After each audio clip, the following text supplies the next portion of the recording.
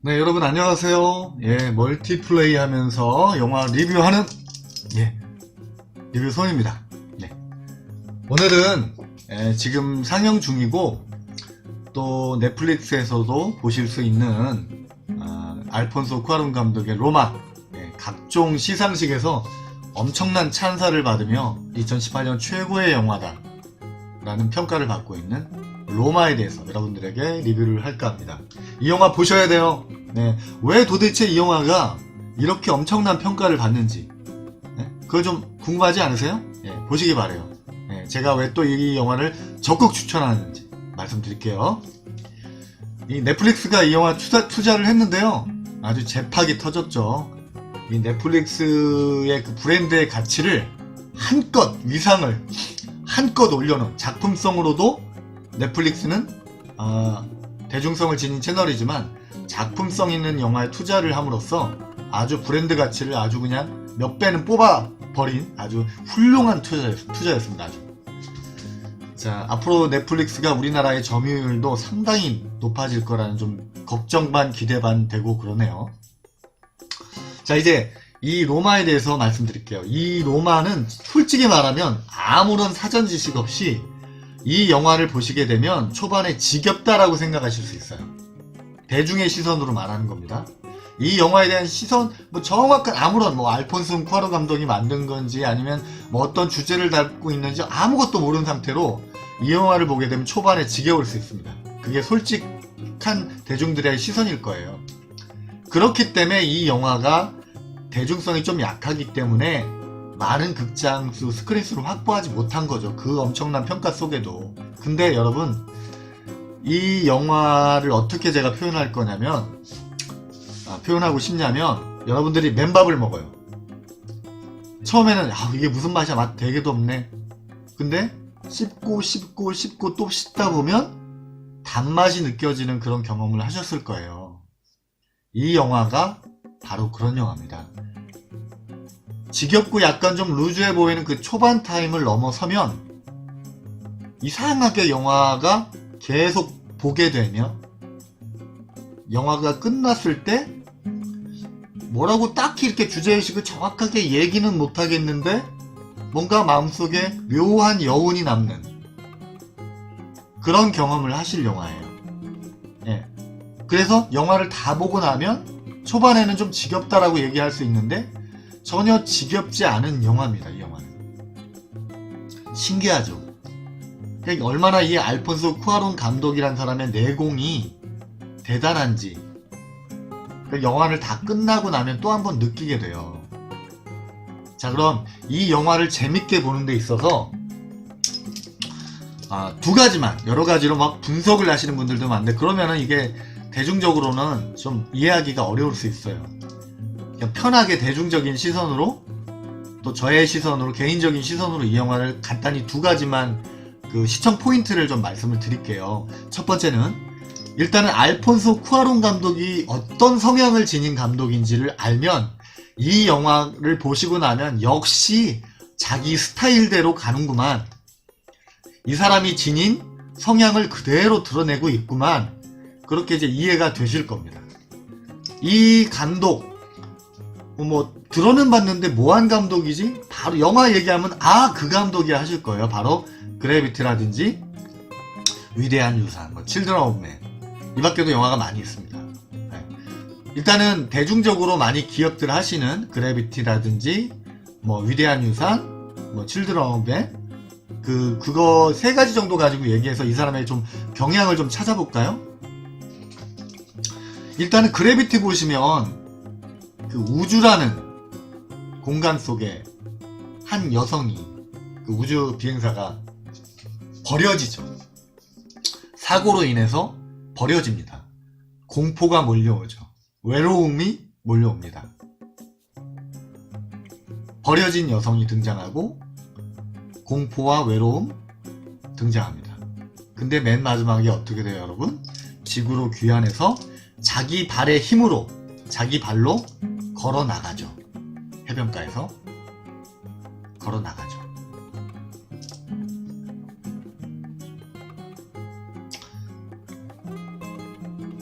위대한 유산도 보시면 상처받은 에스텔라인가요? 그 여자도 보면 상처가 있고 쉽사리 자기가 사랑하는 남자에게 다가서지 못하고 그 남자를 떠나죠. 네. 상처를 가지고 있죠. 사랑도 이루어지지 않습니다. 하지만 맨 마지막에 아줌마가 돼서 이혼한 그 아줌마가 돼서 그 사랑했던 그 주인공 남자와 만나게 되죠. 그리고 그 상처에 대한 그 회복을 보여주죠. 따뜻한 시선을 보여줍니다. 칠드런 오브 맨도 임신을 못하는 인류. 근데 임신을 한 흑인 소녀. 그 소녀를 지켜내기 위한 주인공의 또 사투가 나오죠. 임신을 못하는 인류, 희망이 사라진 인류. 역시 모성애에서 그 해답을 찾고 있죠. 이 로마도 마찬가지입니다. 남자에게 버려져서 사산을 한 가정부, 바람 피우는 남편으로 인해서 버려지는 중산층의 여자. 좀 감을 잡으셨어요, 여러분? 뭐 여자로 표현되고 있지만 또 인류의 그 희망이 사라진 걸로 표현되고 있는 영화도 있지만 공통점이 뭐예요? 버려지고 외롭고 상처받고 폭력에 노출되고 이런 소외된 사람들, 상처 입은 사람들, 그런 사람들이 영화 속에 꼭 등장합니다. 근데 결론, 주제의식은 뭔가요? 희망이죠. 사랑이고 희망이고 모성애를 통한 그런 모습들을 많이 보여주죠. 인간적인 모습인 거죠. 이 로마도 포스터 보시면은 껴안고 있죠. 중산층 그 주인과 가정부, 아이들 다 같이 껴안고 있습니다. 희망, 가족의 모성애, 그런 것이 인간의 그런 그 위기와 그 상처 속에서 해답이라는 거죠. 이 알폰소 쿠아론 감독의 어린 시절도 이 영화에 담겨 있다 그러는데 그 경험담들이 굉장히 어려움 속에서도 꿋꿋하게 그 위기에 맞서서 눈물도 흘리고 소리도 지르지만 그 위기에 맞서서 사랑과 그 희망을 가지고 가정을 지켜낸 그 여성들에 대한 존경심이 이 영화엔 담겨 있습니다. 그래비티도 마찬가지고요. 그러니까 어린 시절 그런 것을 보아온 감독의 성향이 굉장히 따뜻한 시선으로 이 세상사의 위기와 상처들을 어떻게 대할까를 정확하게 자기 주제의식을 드러내고 있는 거죠. 따뜻한 시선으로 세상을 바라보고 있기 때문에 이 감독은 대중적으로도 사랑받을 수밖에 없는 감독입니다. 희망을 얘기하잖아요. 사랑을 이야기하고. 하지만 사회 속에서 버려지고 상처받는 것에 대해서 외면하지 않죠.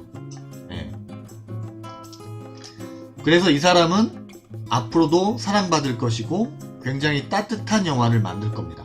성향이 그런 감독이기 때문에 어쩔 수 없어요. 이 감독이 만드는 영화들은 앞으로도 따뜻한 희망을 이야기하는 영화일 가능성이 높습니다.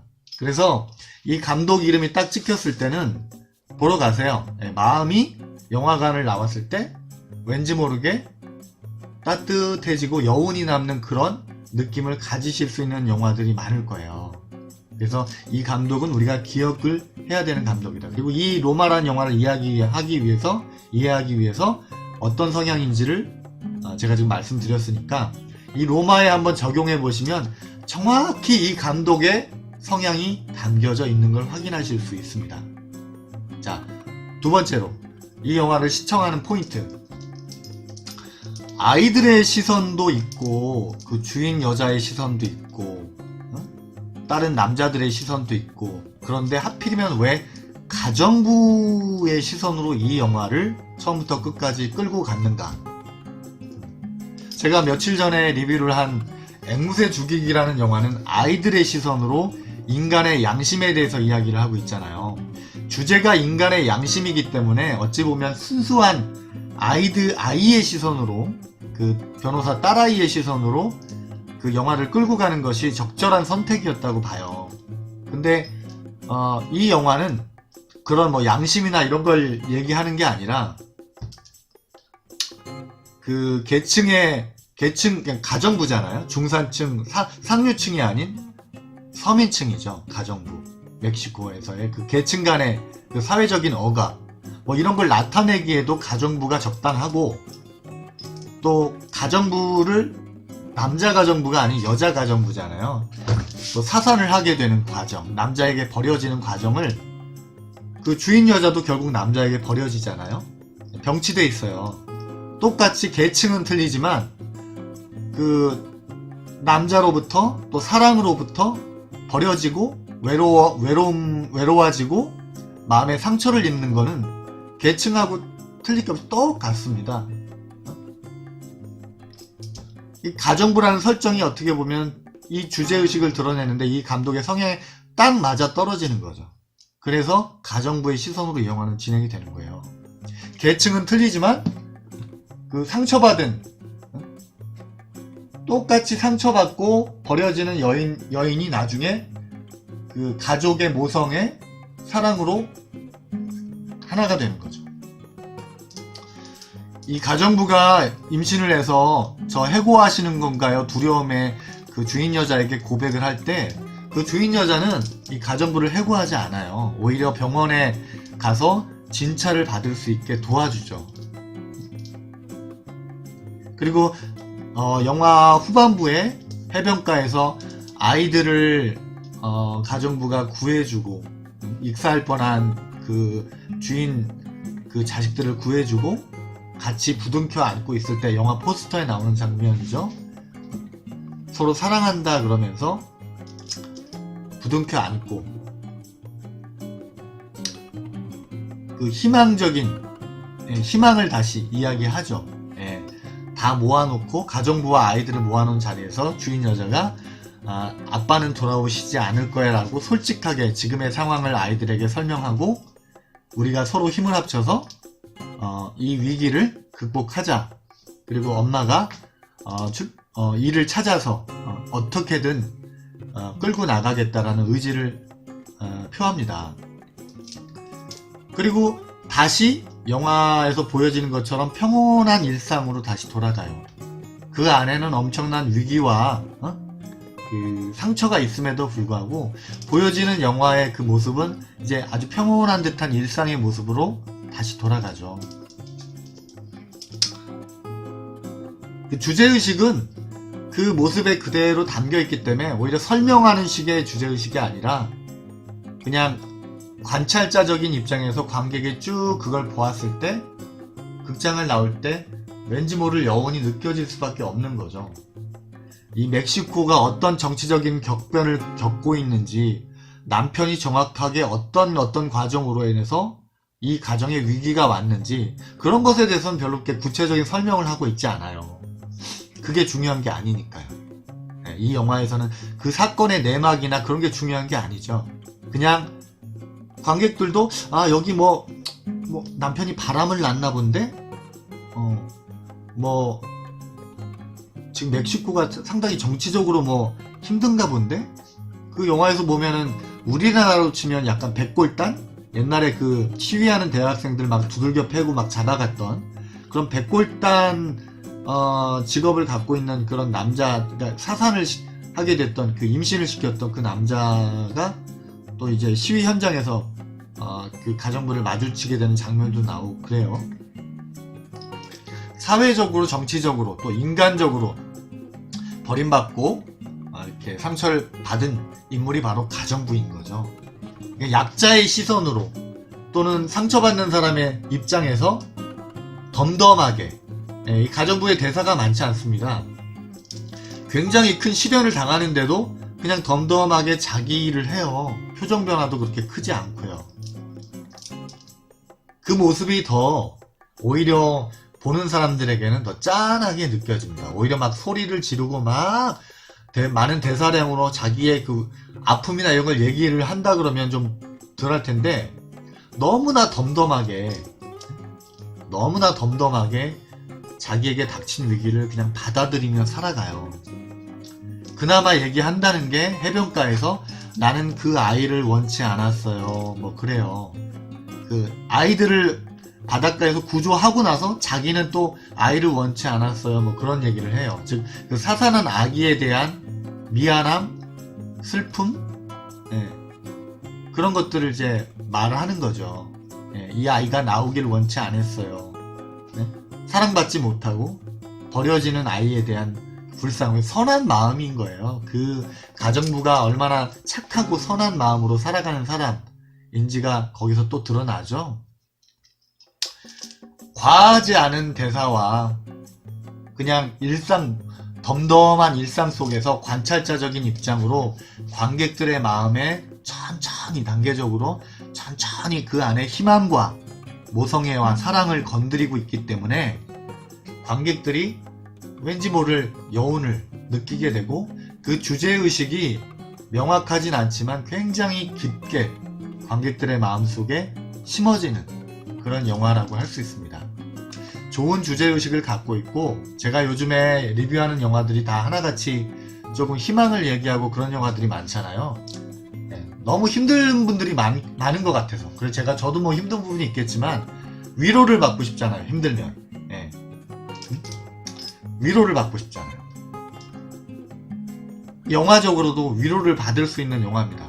그렇기 때문에 이 영화가 2018년 최고의 영화로, 나라와 상관없이 희망이라든지 사랑 이런 것들은 뭐 나라적인 특성을 가지고 있는 게 아니잖아요. 인류적인 얘기잖아요. 그래서 이 영화가 최고의 영화로 평가를 받은 게 아닌가, 저는 그렇게 생각을 합니다. 힘든 분들 많죠? 예, 이 영화 보시면서 잔잔한 그런 마음의 위로와 희망을 받으시길 바래요. 초반에 조금 지겹게 느끼시더라도 거기서 꺼버리지 마시고 끝까지 이 영화를 감상하시다 보면 중반 정도가 넘어가면 왠지 모르게 영화에서 눈이 잘 떨어지지 않는 그런 영화라는 걸 여러분들이 확인하실 수 있을 겁니다. 이 영화의 평점은 10점 만점에 9점입니다. 굉장히 좋고 여러분들에게 힐링이 될 수 있는 그런 영화입니다. 이 영화 꼭 보시기 바래요. 감사합니다. 리뷰 손이었습니다. 구독과 좋아요 부탁드려요. 안녕!